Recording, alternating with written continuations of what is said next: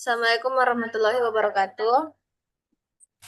Waalaikumsalam warahmatullahi wabarakatuh.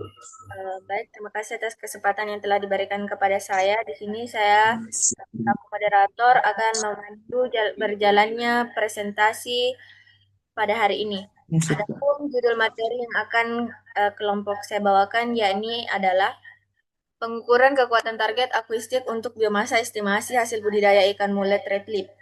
Nah, untuk anggota kelompoknya yaitu saya sendiri, Andi Aristia Indah Anwar, Intan Nuraini, Herawati, Andi Nur Inzila, Andi Ainur Fika, Muhammad Nur Salam, Asri Kasri, Nur Hikmah, dan Ferry Anugrah Malacopo.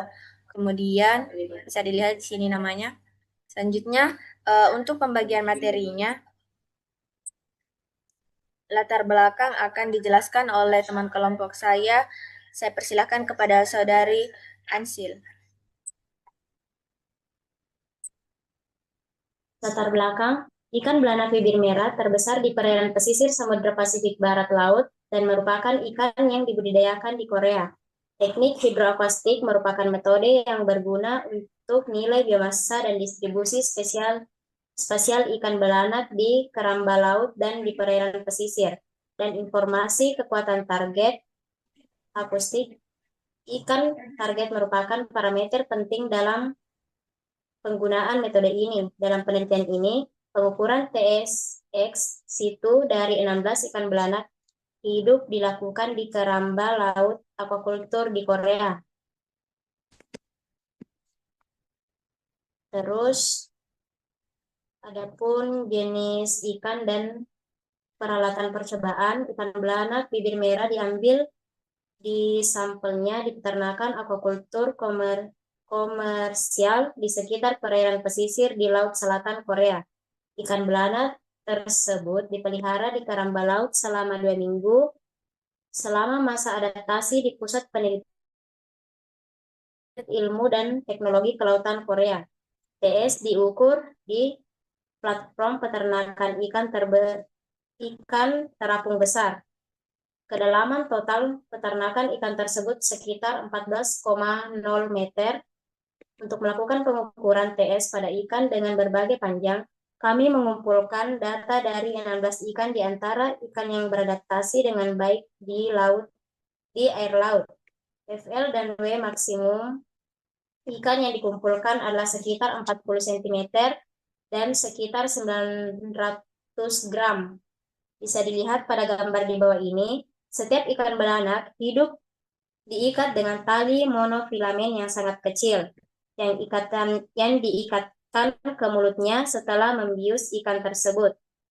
Ketika ikan belanak terbangun dari anestesi di dalam air, tali tersebut diikatkan ke tali vertikal yang perlahan turun ke kedalaman 4,5 sampai 5,5 meter.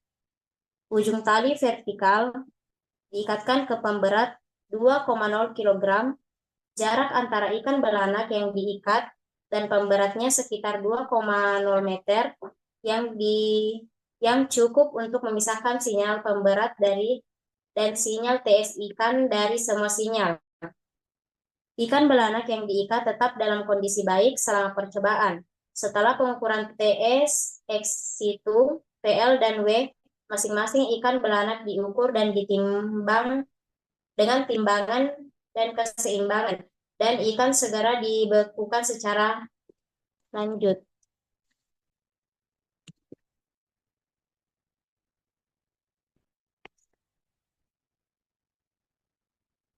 Baik, terima kasih atas pemaparan materinya. Saya kembalikan kepada moderator. Ya, terima kasih. Selanjutnya saya persilahkan kepada saudari Vika untuk melanjutkan materinya. Baik, terima kasih untuk moderator. Jadi selanjutnya saya akan membacakan bahan penelitian, di mana yang pertama itu ada ikan belanak bibir merah sebanyak 15 ekor berukuran 40 cm dengan total berat 900 gram. Yang kedua ada panjang 2 meter, dan yang ketiga ada pemberat dengan berat 2 kg, dan yang keempat ada platform dengan 12 meter kali 6 meter, dan yang terakhir itu ada bius atau anestesi jenis FA100 4-elil 2 metoksifenol. Kemudian saya akan menjelaskan di pengukuran TS-nya. Bisa dilihat pada gambar, pengukuran TSX itu dikumpulkan dari 16 ikan belanak hidup pada frekuensi 38, 120, 200, dan 420 kHz dengan transducer split beam tipe Echo Sounder DT Extreme Biosonics Inci Satelit. Transducer dipasang sekitar 0,5 meter di bawah permukaan laut, menghadap vertikal ke bawah. Sebelum pengukuran TS, setiap transducer dikalibrasi menggunakan bola kalibrasi Tungscarbiodi untuk mengurangi pengukuran TS dari ikan kecil yang tidak diinginkan. Tingkat ambang batas minimum nilai S ditetapkan sebesar 60 dB untuk setiap frekuensi. Ketika ikan keluar dari sumbu akustik untuk jangka waktu yang lama, tes diukur dengan memutar badan transducer sehingga bawah ikan itu diposisikan dekat sumbu akustik. Durasi pulsa dan laju ping untuk semua frekuensi ditetapkan masing-masing sebesar 0,2 ms dan 2 ping. Mempertimbangkan jarak dari muka transducer ke ikan. Pengaturan echo sounder yang terperinci adalah tercantum dalam tabel 1. Kamera video bawah air dipasang pada kedalaman sekitar 5 meter pada arah horizontal untuk mengamati perilaku dan sudut kemiringan ikan belanak. Selama pengukuran TS, kedalamannya sesuai dengan kedalaman ikan percobaan yang digunakan. Mengukur TS, baik waktu transmisi, transducer maupun waktu perikanan gelombang bawah air. Video disinkronisasikan sebelum pengukuran TS. Data dari kamera bawah air digunakan untuk menganalisis pengaruh sudut renang terhadap data TS. Waktu pengukuran TS, data dan data video bawah air sekitar 20-40 menit. Ingat jumlah TS, data, dan perilaku ikan. Saya kembalikan ke moderator. Baik, terima kasih atas penjelasannya. Kemudian di sini ada metode penelitian. Nah, untuk metode yang pertama akan dijelaskan oleh Saudara Salam. Dengan ini saya persilahkan.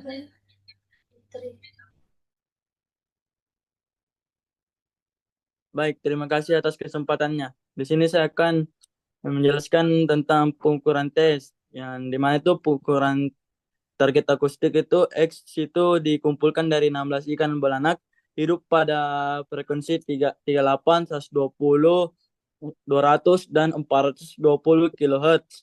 Yang dimana itu dia dengan transducer split beam tipe Echo Sounder atau transducer dipasang sekitar 0,5 meter di bawah permukaan laut. Nah, dia itu pun menghadap ke arah menggunakan arah vertikal ke bawah seperti pada sebelum pengukuran target akustik. Setiap transducer dikalibrasi menggunakan bola kalibrasi tungsten atau karbida untuk mengurangi pengukuran target akustik dari ikan kecil yang tidak diinginkan. Tingkat ambang batas minimum nilai target akustik ditetapkan sebesar kurang lebih 60 dB untuk setiap frekuensi. Ketika ikan keluar dari sumbu akustik untuk jangka waktu yang lama, target akustik diukur dengan memutar badan transducer sehingga bawah ikan itu diposisikan dengan sumbu akustik.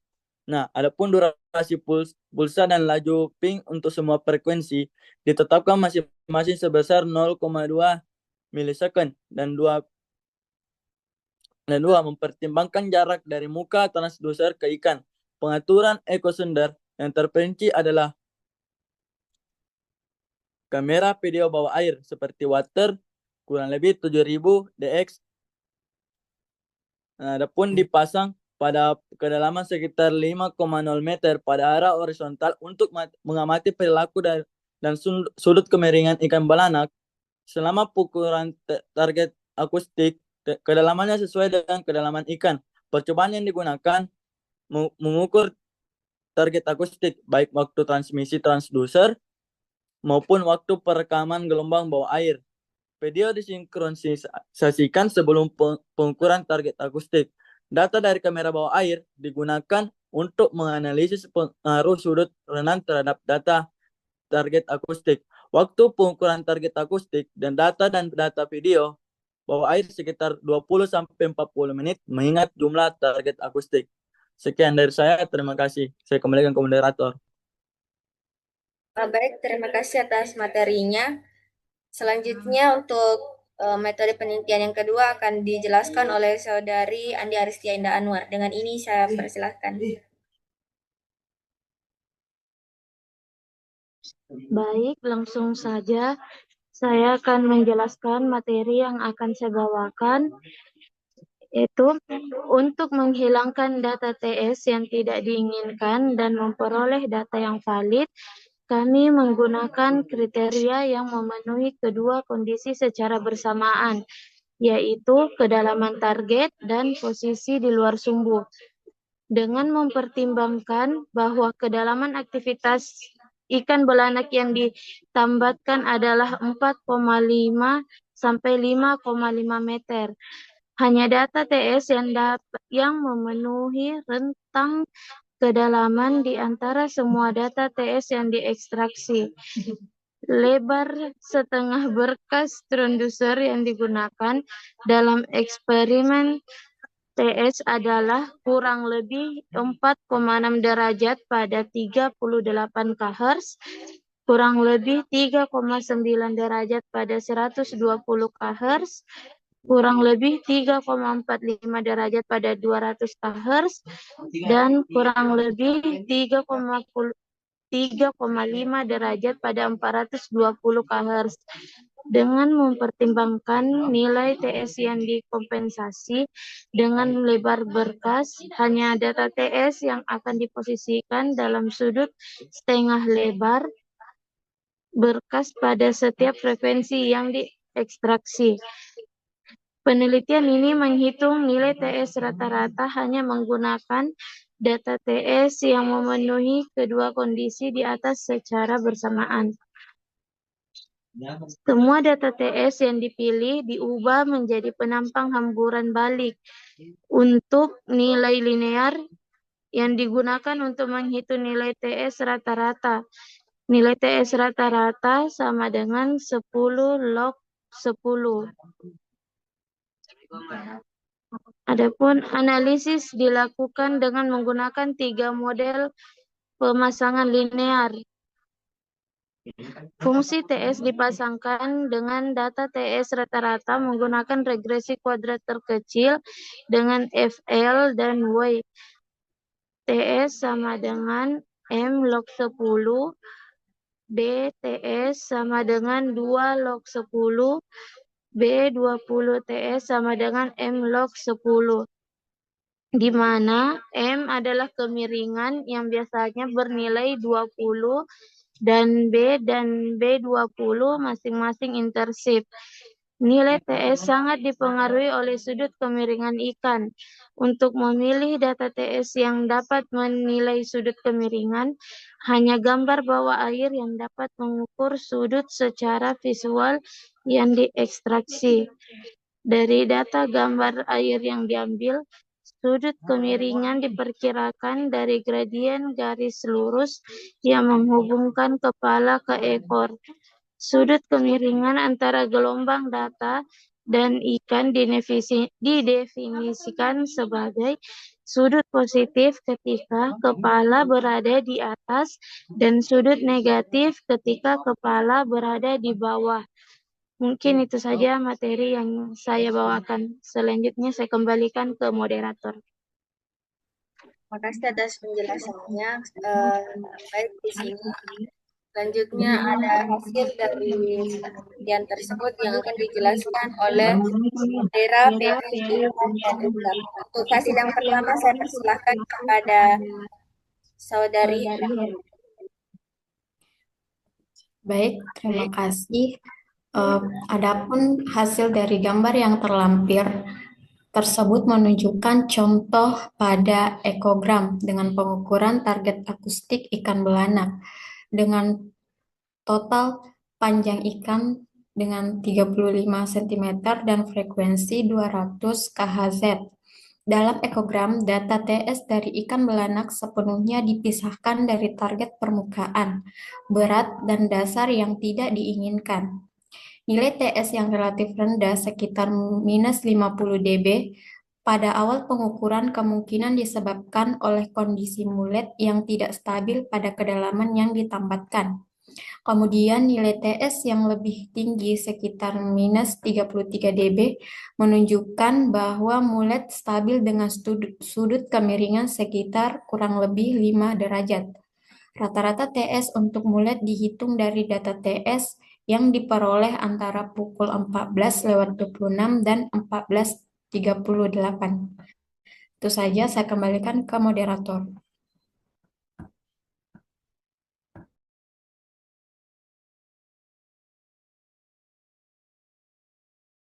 Baik, terima kasih atas penjelasannya.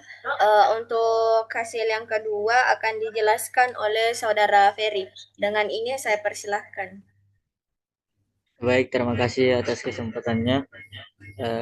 Contoh representasi distribusi TS pada 38 kHz, 120 kHz, 200 kHz, dan 420 kHz ditunjukkan pada gambar tersebut. Secara umum, TS ikan dengan gerakan besar selama pengukuran TS memiliki distribusi religi yang khas, dan dengan demikian deviasi TS rata-rata cenderung besar. Namun, data TS yang diukur dalam penelitian ini menunjukkan kesamaan dengan distribusi Gaussian, dan dengan demikian menunjukkan nilai TS rata-rata yang relatif stabil. Jumlah data TS yang valid 745 pada 38 kHz, 656 pada 120 kHz, 454 pada 200 kHz, dan 460 pada 420 kHz. Dianggap cukup untuk menghitung nilai TS rata-rata untuk mulet. Nilai TS untuk mulet berkisar antara minus 52,4 dB hingga minus 30,6 dB pada 38 kHz. Minus 58,4 dB hingga min 28,6 dB pada 120 kHz. Minus 57,0 dB hingga minus 28,4 dB pada 200 kHz, dan minus 59,2 dB hingga minus 27,0 dB pada 420 kHz. Nilai TS rata-rata dari data tersebut adalah minus 37,4 dB pada 38 kHz, minus 37,4 dB pada 120 kHz, minus 34,6 dB pada 200 kHz, dan minus 36,6 dB pada 420 kHz. Sekian, terima kasih. Saya kembalikan ke moderator.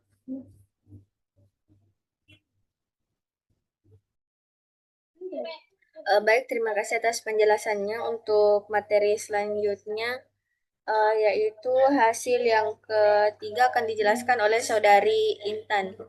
Dengan ini saya persilahkan.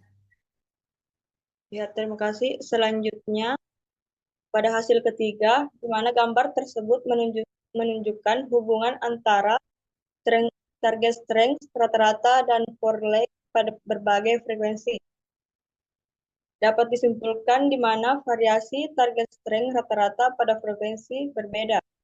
Nilai target strength rata-rata dari 16 individu ikan mulet menunjukkan rentang pada frekuensi 38 kHz bernilai minus 47,6 desibel hingga minus 34,4 desibel. Pada frekuensi 120 kHz bernilai minus 50,1 desibel hingga minus 34,5 desibel. Dan pada frekuensi 200 kHz bernilai minus 49,4 desibel hingga minus 33,8 desibel. Dan pada frekuensi 420 kHz bernilai minus 49,9 desibel hingga minus 34,4 desibel. Analisis lebih lanjut terhadap nilai target strength rata-rata untuk semua frekuensi menunjukkan bahwa perbedaan target strength rata-rata maksimum antar frekuensi adalah 1 desibel. Dan perbedaan target strength rata-rata minimum antar frekuensi adalah 2,5 desibel. Angka-angka ini secara kolektif mengindikasikan bahwa ketergantungan frekuensi dari nilai target strength rata-rata relatif rendah. Dengan kata lain, perubahan frekuensi akustik tidak secara signifikan memengaruhi nilai target strength rata-rata ikan mulet yang diobservasi. Terima kasih.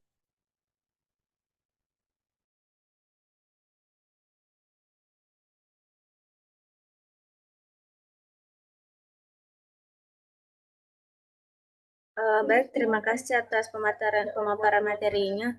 Selanjutnya itu ada hasil yang terakhir akan dijelaskan oleh saudari Rika. Dengan ini saya persilakan. Jadi baik, terima kasih.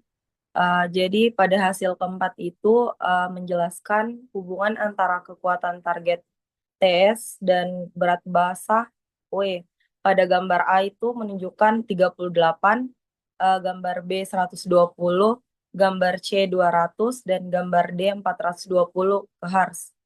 Titik-titik mewakili nilai rata-rata TS dan garis-garis utuh mewakili regresi kuadrat terkecil dari rata-rata TS. Sekian, terima kasih. Terima kasih atas penjelasan materinya. Itulah tadi pemaparan materi kami. Untuk kesimpulan akan dijelaskan oleh teman saya. Dengan ini saya persilahkan. Baik, dengan mempertimbangkan fluktuasi yang relatif kecil pada nilai target akustik pada semua frekuensi dalam penelitian ini, frekuensi tinggi tersebut valid untuk digunakan saat memperkirakan biomasa ikan dalam jaring terbatas di tambak ikan.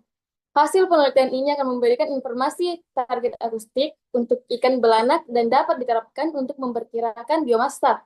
Dalam penelitian selanjutnya, kami akan mencoba menghitung target akustik teoritis menggunakan parameter morfologi seperti kantung renang 3 dimensi dan bentuk tubuh serta sifat fisik ikan belanak untuk studi numerik dengan model hamburan.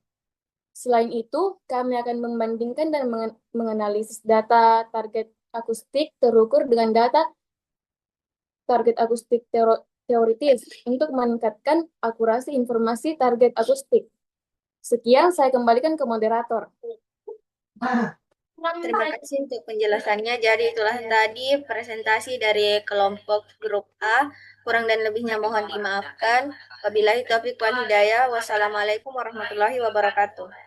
Waalaikumsalam warahmatullahi Waalaikumsalam warahmatullahi wabarakatuh. Assalamualaikum warahmatullahi wabarakatuh. Bye guys. Apakah saya atau untuk kenal ikan dengan FAD